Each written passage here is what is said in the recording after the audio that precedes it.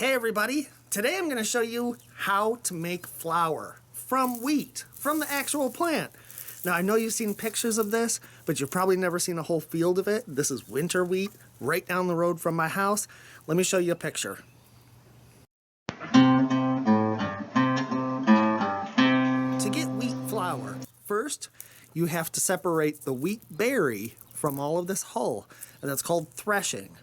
Then you need to winnow all of the chaff away from the wheat berry. And I'm going to show you how to do that. Now, all of this is industrial now. They've got equipment that will do all of this right in the field. I'm just going to show you how to do it old school, maybe with a little bit of a modern homesteader twist. We're not talking about making 50-pound sacks of flour. I'm just showing this out of concept alone. So obviously the first thing that you would need is the wheat. And this is dried.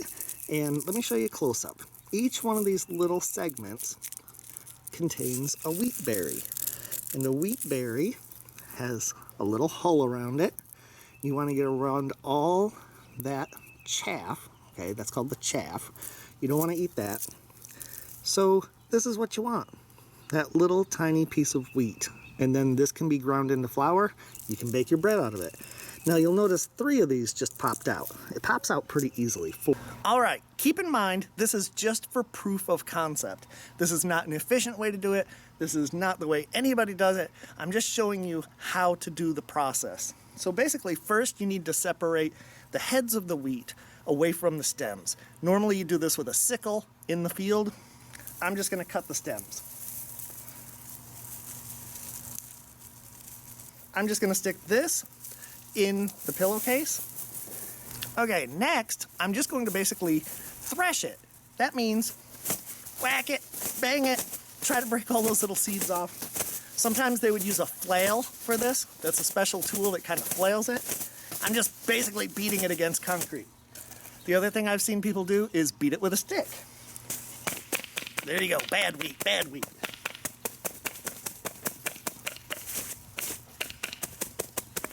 You can crumple it with your hands, you can shimmy it and shake it. That's called threshing.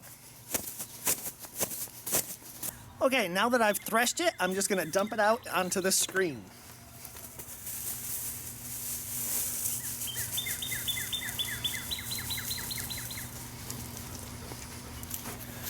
Here's the threshed wheat, and obviously we're gonna throw all this out. But look, we've got all this grain hidden in with all the chaff. But how are you going to separate that? We're going to do it by winnowing. What is winnowing?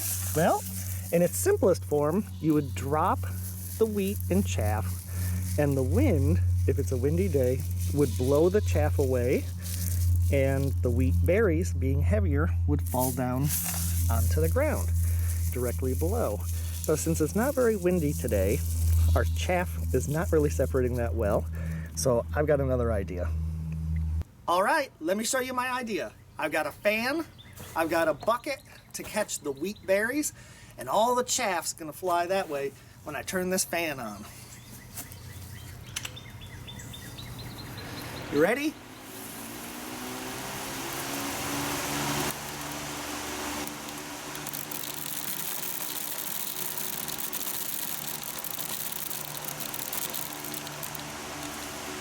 That was phase 1 of separating the wheat from the chaff. And it did a pretty good job. Now I'm gonna run it through a second, maybe a third time, and just try to get rid of all the light chaff. Here goes round 2.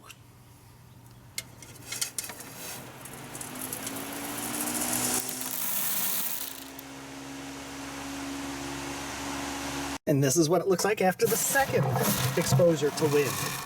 Now, I'll do this maybe one more time, but you get the idea. Here's the cleaned wheat berries, and now I'm gonna put them through an old-fashioned grinder. And these are 2 millstones, and the flour will come out here as I grind it.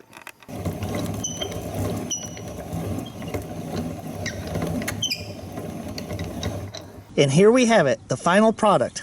Directly from the field, this is the wheat on the stalk.